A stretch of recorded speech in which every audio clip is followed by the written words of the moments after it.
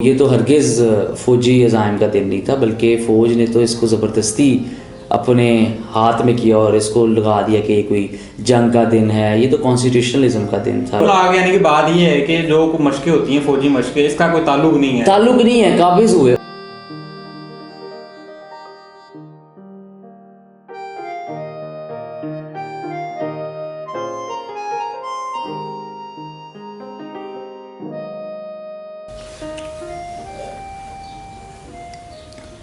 इस साल भाई फिर हम जो है 2 दिन मनाएंगे 23 मार्च। बड़ी अच्छी बात है। 2 दिन जो है हम दिफाई जो हमारी परेडें हैं वो भी देखेंगे और सारा कुछ करेंगे। नहीं तो 2 दिन इस पहले तो अव्वल तो बात है 23 मार्च का ताल्लुक परेड के साथ और फ़ौजी ये जो मशकें हो रही होती हैं इसके साथ तो बनता नहीं है। लेकिन उससे पहले शुरू करने से पहले मेरा तुमसे सवाल है कि 23 मार्च हम क्यों मनाते हैं? इसके पीछे कोई फ़ौजी और जंगी अज़ाइम है हमारे? फौजी इवेंट हुआ होगा ना उस दिन, तो तभी ये परेड शेड होती है, वरना उन्होंने क्यों नहीं जी, बड़ा गलतुल आम है कि हम लोग समझते हैं कि ये फ़ौजी इवेंट हुआ, और बल्कि जो मशकें होती हैं ये तो कह लो कि ये खुद ब खुद नहीं होगी, ये करवाई गई और ये ज़बरदस्ती जो है समझें कि पाकिस्तान के रिपब्लिक डे को पाकिस्तान डे में शिफ्ट किया गया। इसके पीछे दो जो हिस्टोरियंस हैं उनकी दो बेसिकली राय हैं। एक तो ये है कि इस दिन पाकिस्तान ने अपना पहला कॉन्स्टिट्यूशन, क्योंकि हम यहाँ डिस्कस करते हैं आइन को, तो पाकिस्तान ने पहला अपना आइन 1956 का आइन जो है उसको यहाँ लागू किया, जिसके अंदर पाकिस्तान जो है वो एक डोमिनियन से जिसमें ब्रिटिश डिपेंडेंसी थी उससे आज़ाद होके एक आज़ाद खुद मुख्तियार रियासत बना, जिसको हम इस्लामिक रिपब्लिक ऑफ पाकिस्तान कहते हैं।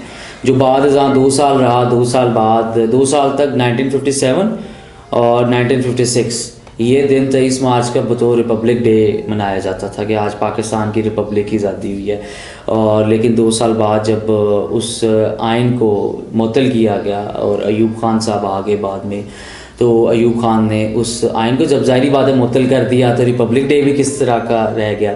फिर तो यही था कि उसको रिप्लेस करना था, तो उसको रिप्लेस कर दिया इन जंगी मशकों के साथ, इन जहाज़ों की फ्लाइंग पास के साथ, पैराट्रूपर्स की जो है वो लैंडिंग के साथ। तो ये तो हरगिज़ फ़ौजी अज़ाइम का दिन नहीं था, बल्कि फ़ौज ने तो इसको ज़बरदस्ती अपने हाथ में किया और इसको लगा दिया कि ये कोई जंग का दिन है। ये तो कॉन्स्टिट्यूशनलिज्म का दिन था, ये तो पाकिस्तान की आज़ादी का दिन था। और दूसरी बात कि देखा जाए तो ये दिन की दूसरी जो निस्बत है वो बड़ी एक ज़रूरी निस्बत है। वो अब निस्बत शायद तुम्हें पता हो, तुमने वो तो पढ़ी होगी मुताला पाकिस्तान में, एक करारदाद लाहौर जो थी, उसके बारे में मुझे बताओ क्या थी वो? उसमें यही था कि जी कायदे आज़म और जो बाकी हमारे फाउंडिंग मेंबर्स थे उन्होंने ऑन पेपर लेके आए थे जी कि पाकिस्तान जो है उसकी तकमील हो गई और हम पाकिस्तान बनाए। बिल्कुल, तुम्हारी कुछ हद तक बात ठीक है, लेकिन उसमें जो मेन ये था कि जो जब ये हुआ 27वां इजलास हुआ मुस्लिम लीग का, कायदे आज़म ने कॉल किया तो लाहौर में यहीं, तो उसमें कायदे आज़म के साथियों ने और कायदे आज़म ने, जिसमें कायदे आज़म के साथियों में के फजलुल हक थे, सोहरवर्दी थे, काजी ईसा थे, उसके बाद आयर चंद्रीगढ़ थे, इन सब ने मुश्तरका तौर पे ये कहा कि हिंदुस्तान में जो नया कानून है और जो नए सिस्टम है वो हरगिज़ जो है वो मुसलमानों को सूट नहीं करे, क्योंकि मुसलमान जो है वो 1/4 आबादी का हैं। तो अब मुसलमानों के जो फंडामेंटल राइट्स हैं और मुसलमानों के जो पॉलिटिकल राइट्स हैं उनकी खातिर मुसलमानों को जो है वो जो एक नॉर्दर्न वेस्टर्न रीजन है और जो ईस्टर्न, नॉर्दर्न वेस्टर्न जो आज हमारा रीजन है और जो ईस्टर्न जिसमें आज बांग्लादेश है, इसमें मुसलमानों की इंडिपेंडेंट स्टेट्स हों जो सॉवरन अपनी अथॉरिटी में, क्योंकि उन्हें पता लग गया था कि ब्रिटिश का जो नया ये कानून आ रहा है इसमें मुसलमानों को बिल्कुल मिनॉरिटी रह जाएंगे और उसमें जो उनकी पॉलिटिकल, उनके जो कल्चरल राइट्स हैं, जो उनके रिलीजियस इवन राइट हैं वो सलब हो जाएंगे।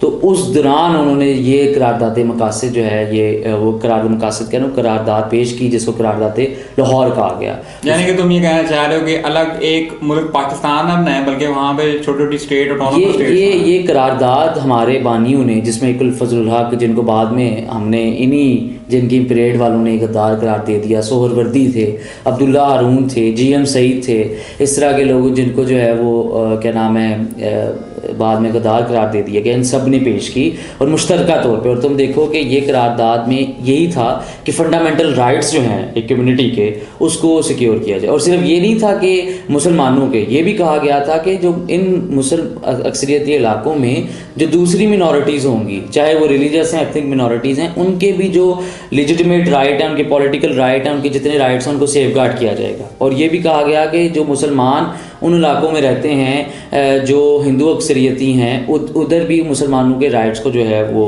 क्या नाम है उनको सेफगार्ड किया जाए। और ये मुश्तरका तौर पे हर जो इलाके का, जैसे कि अब्दुल्ला हारून थे सिंध से, उन्होंने भी कायद आज़म और AK फजलुल्लाह की जो पेश करदा रेजोल्यूशन थी उसको कहा, बड़े अच्छे अल्फाज में इंडोर्स किया और उन्होंने मानी। फिर उसके बाद अगर हम देखें कि क्या नाम है उधर से सरदार अब्दुल रब थे, उन्होंने मानी। फिर यूपी से जो मुस्लिम लीग के लीडर थे उन्होंने मानी। फिर उसके बाद पंजाब से सर ज़फ़रुल्लाह ख़ान थे, ज़फ़र अली ख़ान थे, उन्होंने जो है वो कहा कि हाँ पंजाब के मुसलमानों के लिए भी जो है वो ये बिल्कुल 100% दुरुस्त बात है। तो सवाल ये पैदा होता है कि ये जो 23 मार्च है ये तो दोनों लिहाज से प्योरली कॉन्स्टिट्यूशनलिज्म के ऊपर है, प्योरली फंडामेंटल राइट्स के ऊपर है कि जो मुस्लिम लीग थी वो फंडामेंटल राइट्स चाहती थी मिनॉरिटीज़ के, खा वो मुसलमान हो, ज़्यादातर मुसलमान पे फोकस था, खा वो हिंदू हो, खा वो क्रिश्चियन हो, लेकिन मिनॉरिटी को, और वो क्या चाहती थी, प्रोविंशियल ऑटोनॉमी। तो प्रोविंशियल ऑटोनॉमी चाहती थी। उसकी दूसरी तरफ जो कांग्रेस थी वो हमेशा एक स्ट्रॉन्ग सेंटर चाहती थी।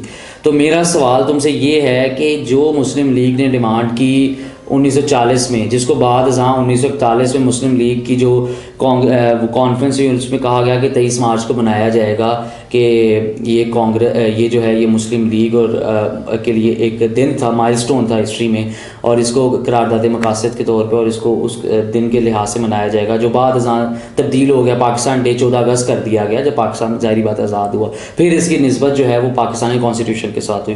तो ये जो अब हम देख रहे हैं हमारे पैदाइश के बाद और हमारे बचपन में जो ये जंगी परेडें हो रही होती हैं, ये जो जंगी अज़ाइम हमारे सामने दिखा दिए जाते हैं और ये जो सिक्योरिटी स्टेट बना दिया गया है, तो ये खुद एक प्री प्लान्ड साजिश थी जो हमारे यहाँ के सिक्योरिटी इदारों ने की। पाकिस्तान का तो जो मुतालबा था वो भी प्योरली फंडामेंटल था, वेलफेयर स्टेट का था, और पाकिस्तान का तो जो पहला आइन था 1956 का वो भी फंडामेंटल राइट्स, उसके पहला आर्टिकल तीसरे फंडामेंटल राइट्स मांगता है, उसका आर्टिकल चौथा, पाँचवा, छठा वो फंडामेंटल राइट्स मांगते हैं। और उस दिन रिपब्लिक पाकिस्तान अपने फ़ैसलों में, अपनी फॉरेन पॉलिसी में, अपने गवर्नर जनरल लगाने में, अपने कैबिनेट लगाने में ब्रिटिश एम्पायर से जो है वो आज़ाद हुआ था। इस वजह से 23 मार्च को रिपब्लिक डे कहा जाता था, जिसको बाद में पाकिस्तान डे कर दिया गया। और उसमें नॉर्दर्न इन्फेंट्री के जी मशक़ें हो रही हैं, उसमें जी प्लटून कमांडोज़ आ रहे हैं, उसमें ऊपर से पैराट्रूपर्स आ रहे हैं, जहाज़ सलामियाँ दे रहे हैं। और आगे आने की बात ये है कि जो मशक़ें होती हैं फौजी मशक़ें, इसका कोई ताल्लुक नहीं है, काबिज़ हुए। और देखो मसला ये है कि माजरत के साथ जब मार्शल लॉ की तो ज़रूरत थी, उन्होंने तो आइन को मुअत्तल किया हुआ था, उन्होंने तो आइनी दिन के बरखिलाफ़ कोई ऐसी चीज़ करनी थी जो आइन के ख़िलाफ़ थी। तो जो बाद है मार्शल लॉ के बाद भी कौम जाई और इवन हमारा मीडिया, उसने कोशिश नहीं की कि इस दिन की अहमियत को उजागर किया गया। ये दिन तो प्योरली कॉन्स्टिट्यूशनलिज्म के ऊपर बुनियाद है। ये दिन तो हमें बताता है कि हमने बुनियादी जो हकूक़ हैं किसी भी कम्युनिटी के, उनको कैसे जो है वो देना है, जिसका AK फजलुल्लाह, जिसका कायद आज़म की पूरी टीम ने वादा किया था, और जिसका बाद 1956 में चौधरी मोहम्मद अली जो हमारे प्राइम मिनिस्टर थे उनकी टीम ने कॉन्स्टिट्यूशन के अंदर वादा किया था। तो हम तो जंगी अज़ाइम से, बल्कि मैं तो कहूँगा कि आज पाकिस्तान में जिसका कायद आज़म और कायद आज़म की टीम ने कहा था प्रोविंशियल ऑटोनॉमी का, क्या पाकिस्तान में प्रोविंशियल ऑटोनॉमी है? क्या पाकिस्तान में फंडामेंटल राइट्स हैं जिसका कायद आज़म और कायद आज़म की मुस्लिम लीग ने इरादा किया था और पुख्ता इरादा किया था करारदाद लाहौर में कि हम ये हिंदुस्तान की सरजमीन में ब्रिटिश कानून जो लागू हो रहा है इसके अंदर जो मिनॉरिटीज़ हैं इनके हकूक़ को जो है वो पूरा करेंगे। तो क्या आज उसी पाकिस्तान में जो मिनॉरिटीज़ हैं या फिर जो ऐसे लोग हैं जो कॉन्स्टिट्यूशन के ऊपर बिलीव करते हैं, या जो जमहूरियत है उसके ऊपर पूरा इतफाक़ा हो रहा है। क्योंकि कायदे आज़म ने तो जमहूरियत के इस दिन वादा किया था, इस्लाम के सोशल जस्टिस के ऊपर हम अपने मुल्क में या इंडिपेंडेंट स्टेट में जमहूरियत को लेके आएंगे। आज क्या हो रहा है, आज वो जंगी अज़ाइम आ रहे हैं। तो मेरा ये तुमसे है कि जो 1940 में करारदाद थी और उसके बाद 1956 में 23 मार्च की जो अहमियत है, उसमें तो अक्सरियत से के जबर से आज़ाद होने का दिन था। तो ये तो हम अक्सरियत का जो जबर है उस दिन उनके ट्रैप में बल्कि फॉल होते हैं, ऐसे उनके टैंक देख के, उनके हवाई जहाज़ देख के, और खुश होते हैं कि हमने पता नहीं क्या कर लिया। तो ये जो वाघा बॉर्डर में रोज़ फ्लैग सेरेमनी होती है और जो 23 मार्च में टैंकों की मशकें होती हैं और जहाज़ ऊपर से जाकर सलामी देते हैं या फिर SSG कमांडोज़ ऊपर से पैराट्रूपिंग करते हैं, तो ये तो हमारी आम आवाम में सोच डालनी है। कॉन्स्टिट्यूशन का ताल्लुक आपके मुल्क से नहीं है, आपके मुल्क से सिर्फ ताल्लुक है बंदूक का, फौजी का, खाकी वर्दी का।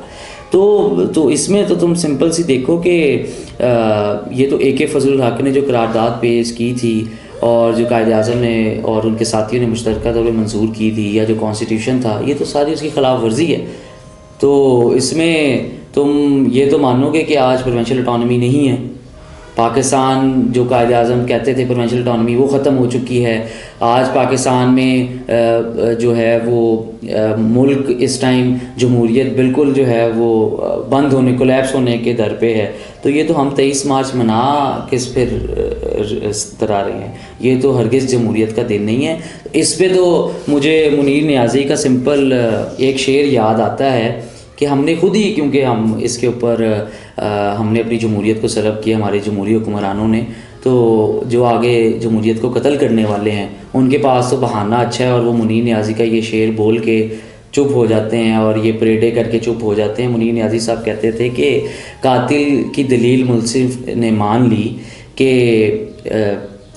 मकतूल जो है वो खुद गिरा था खंजर के ऊपर, तो हम तो खुद जो है वो इस डिक्टेटरशिप के ऊपर गिर चुके हैं।